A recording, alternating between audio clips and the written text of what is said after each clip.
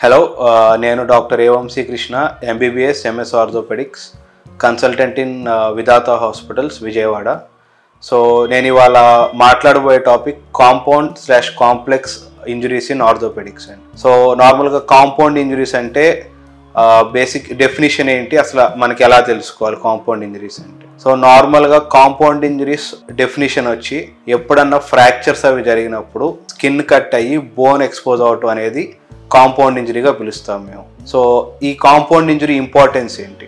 So compound injury అనేది just not related to either thigh bone or leg bone or మన only హ్యాండ్స్కి వాటికి జరుగుతుందని కాదండి. కాంపౌండ్ ఇంజరీ అనేది వెరీ హై ఎనర్జీ ట్రామా, అంటే వెహికల్ యాక్సిడెంట్స్లో కానీ లేకపోతే మనం బాగా ఎత్తు నుంచి కింద పడటం కానీ ఇలాంటి పెద్ద పెద్ద ట్రామాస్లోనే కాంపౌండ్ ఇంజరీస్ అనేవి జనరల్గా జరుగుతాయండి. So compound injuries it's not limited to bones only. Compound injuries జరిగినప్పుడు మనకి చెస్ట్ ఇంజరీస్ జరుగుతూ ఉంటాయి, అబ్డామినల్ ఇంజరీస్ జరుగుతాయి. So the compound injuries is a very life threatening condition. So compound injuries జరిగినప్పుడు మనం ఫస్ట్ ఏం చేయాలి? సో ఫస్ట్ కాంపౌండ్ ఇంజరీస్ జరిగినప్పుడు ATLS ప్రోటోకాల్ ప్రకారం మనం ABCDE అని ఒక 5 పారామీటర్స్ చూసుకోవాలండి. ఏ అంటే ఎయిర్వే, అంటే పేషెంట్ బ్రీతింగ్ కరెక్ట్గా ఉందా లేదా, ఆర్ పేషెంట్ ఏమన్నా ఎయిర్వేకి ఏమన్నా అడ్డం పడుతుందా, అండ్ పేషెంట్ ఎయిర్వే కొంచెం స్ట్రైట్గా ఉండటానికి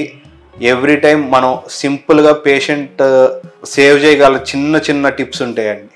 జస్ట్ పేషెంట్ నెక్ని హెడ్ని స్ట్రైట్గా ఉంచటం, నెక్ అటు ఇటు పడిపోకుండా స్ట్రైట్గా పెట్టి ఉంచడం అనేది చాలా కండిషన్స్లో పేషెంట్ లైఫ్నే సేవ్ చేయగల చాలా చిన్న విషయం అండి అది. అండ్ B వచ్చేటప్పటికి బ్రీతింగ్. సో ఆయన బ్రీతింగ్ ఎలా ఉంది, సో బ్రీతింగ్ తీసుకుంటున్నారా లేదా, అండ్ ఏమన్నా నార్మల్గా బ్రీతింగ్లో ఏమన్నా అడ్డం పడుతున్నాయా లేదా అవి కూడా చెక్ చేసుకోవాలి. C వచ్చేటప్పటికి సర్క్యులేషన్ అంటే మనం నార్మల్గా చూసేది blood pressure. So blood pressure levels అనేవి నార్మల్ పీపుల్లో వచ్చేటప్పటికి 110 నుంచి 140 మధ్యలో ఉంటుందండి. ఎప్పుడైనా ఆ 110-100 కంటే తక్కువ ఉంది అంటే బ్లడ్ ప్రెషర్స్, వెంటనే ఆయనకి క్యాన్లా పెట్టి ఫ్లూయిడ్స్ ఇవ్వటం. So at the same time blood pressure ఎందుకు పడిపోతుంది, ఏమన్నా బ్లీడింగ్ ఎక్కువ ఉందా, సో బ్లీడింగ్ అవి ఎక్కువ ఉన్నప్పుడు ఆ బ్లీడింగ్స్ని కంట్రోల్ చేయటం, వాటి మీద ఏమైనా చిన్న ప్యాడ్స్లా పెట్టి ఎక్కువ బ్లీడ్ అవ్వకుండా చూసుకోవటం. సో ఇది మనం చేయగలిగిన బేసిక్ అండి. స్టార్టింగ్లో Dకి వచ్చేటప్పటికి డిజేబిలిటీ అని చూస్తామండి. డిజేబిలిటీ అంటే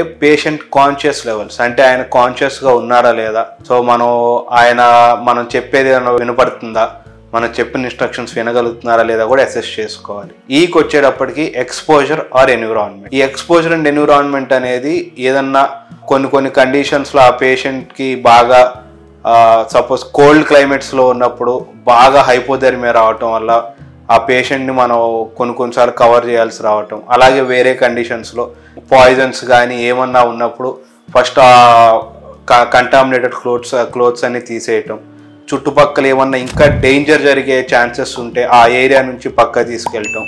సో ఇది ఎక్స్పోజర్ అండ్ ఎన్విరాన్మెంట్కి సంబంధించండి. సో ఇవి వెరీ బేసిక్ టిప్స్. ఈ చిన్న బేసిక్ టిప్స్ చేస్తే ఆల్మోస్ట్ ఎవరు డాక్టరే కాదు మీరే పేషెంట్ని ఇనీషియల్గా కాపాడొచ్చండి అందరూ తెలుసుకుంటే.